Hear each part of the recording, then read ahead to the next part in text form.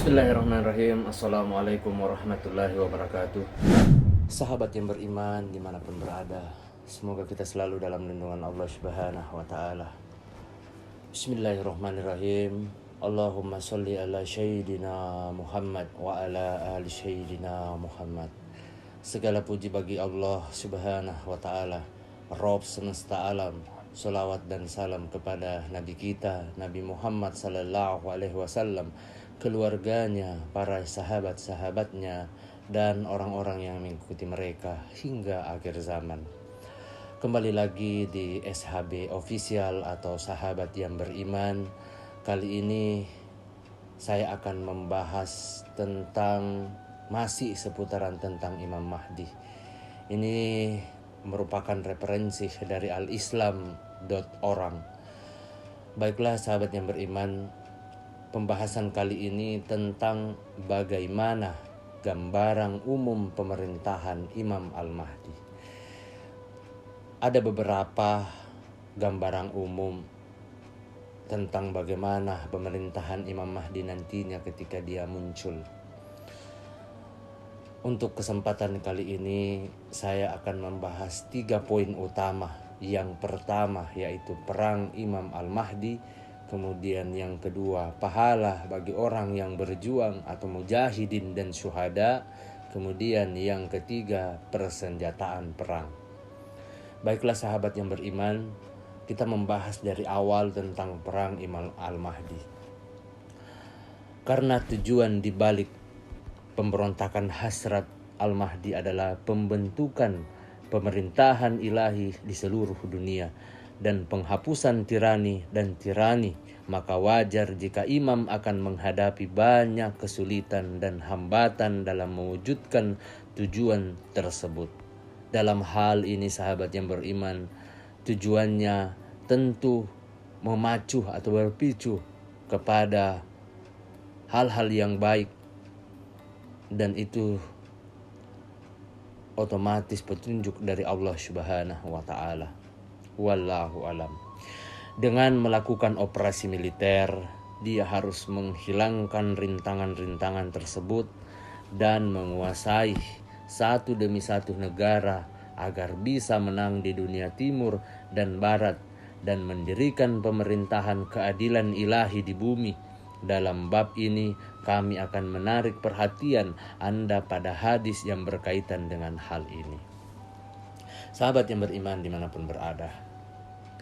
Kemudian poin yang kedua yaitu pahala bagi orang yang berjuang atau mujahidin dan syuhada.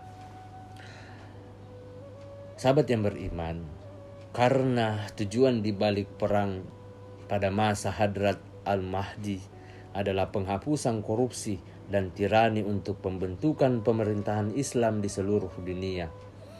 Partisipasi dalam perang di pihak Hadrat Al-Qaim juga mempunyai pahala yang berlipat ganda, sehingga jika seorang pejuang melenyapkan satu orang dari musuhnya, pahalanya adalah 20 atau 25 orang syahid atau syuhada.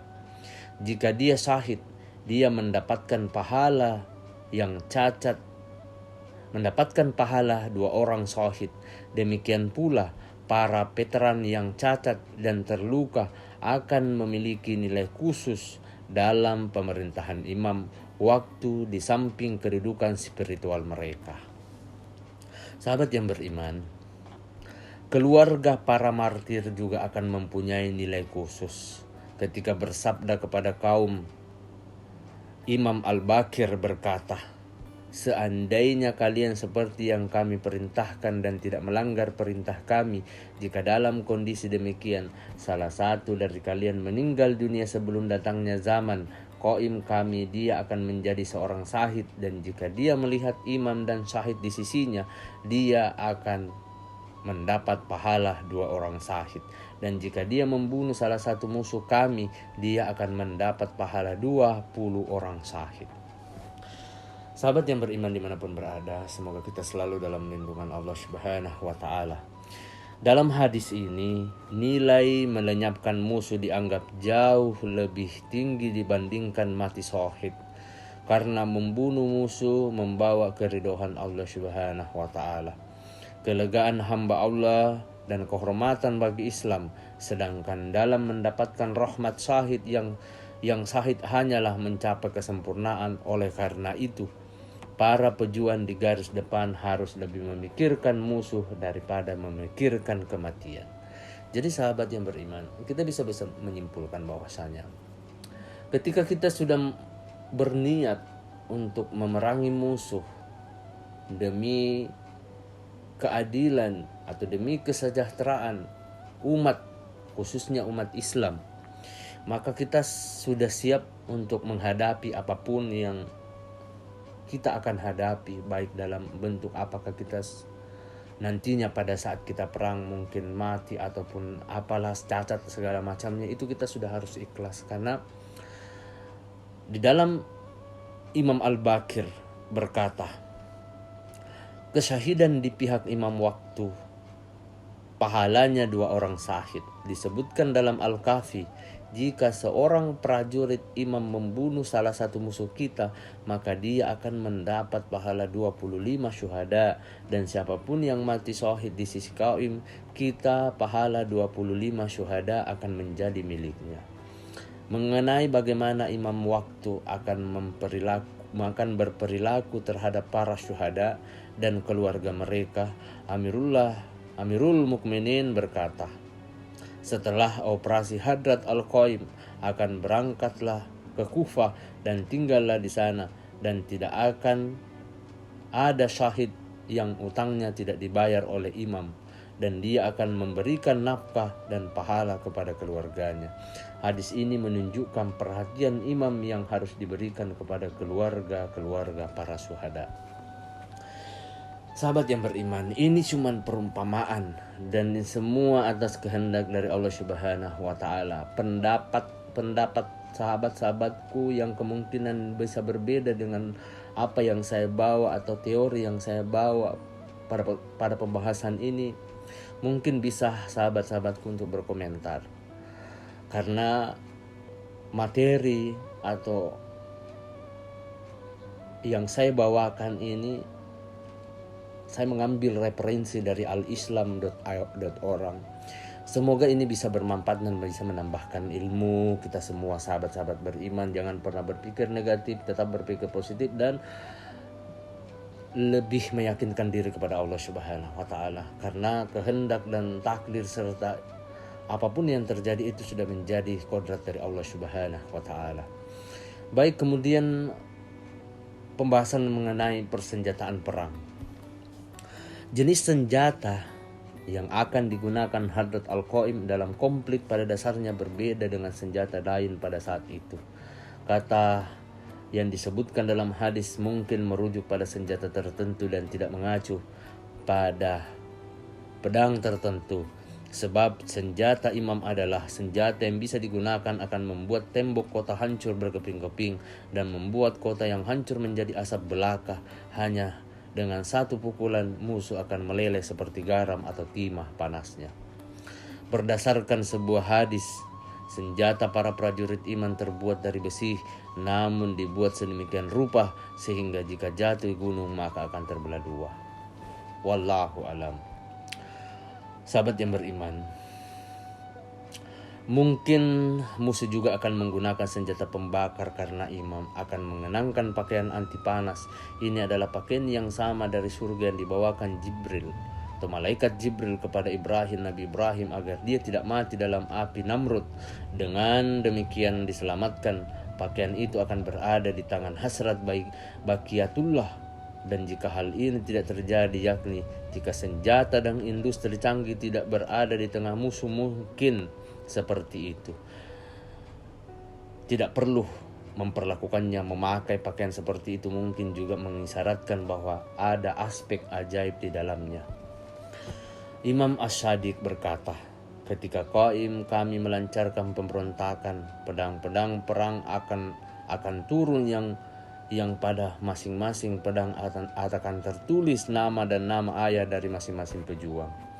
Mengenai kelompok pendukung Al-Mahdi, Imam Ash-Shadiq berkata, para pendukung Al-Mahdi mempunyai pedang yang terbuat dari besi, tetapi ini berbeda dengan besi pada umumnya. Jika salah satu dari mereka menyerang gunung dengan pedangnya, maka gunung itu akan terbelah menjadi dua. Dengan tentara dan peralatan seperti itu, Hadrat Al-Qaim akan melancarkan perang terhadap India, Dailam, Kurdistan, Roma, Berber, Pars, dan antara Jabarsa dan Jabalqa. Sahabat yang beriman dimanapun berada. Kemudian sarana pertahanan yang dimiliki oleh kekuatan Al-Mahdi akan sedemikian rupa sehingga senjata musuh menjadi tidak berguna dan tidak berbahaya terhadap mereka.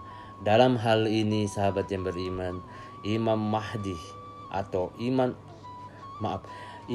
Ash-Shadiq berkata, jika para pendukung Al-Mahdi menghadapi pasukan yang membentang dari timur ke barat, mereka akan dapat menghancurkan dalam sekejap.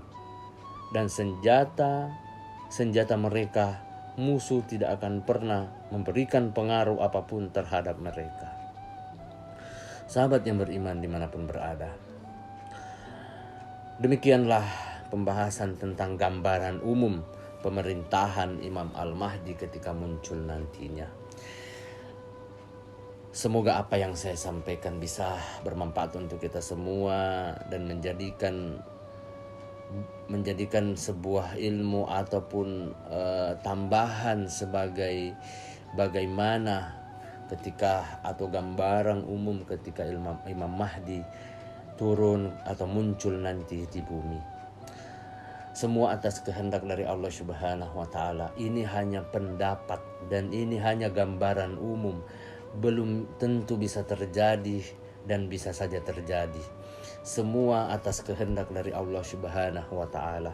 Apapun yang akan kita hadapi, kita pasrahkan, kita minta petunjuk dari Allah Subhanahu wa taala, karena Allah Subhanahu wa taala yang maha segala-galanya dan mengetahui semua apa dan serta izin dari Allah Subhanahu wa taala. Akhir kata, sahabat yang beriman, saya memohon maaf apabila ada salah kata ataupun ucapan dalam video ini. Perlu kita ketahui bahwa kebenaran serta kebaikan itu hanya milik Allah Subhanahu wa taala. Keburukan serta kesalahan itu datangnya dari saya pribadi selaku manusia biasa yang tidak pernah luput akan kesalahan. Akhir kata, wabillahi taufik wal hidayah. Wassalamualaikum warahmatullahi wabarakatuh. Nantikan kisah-kisah menarik selanjutnya.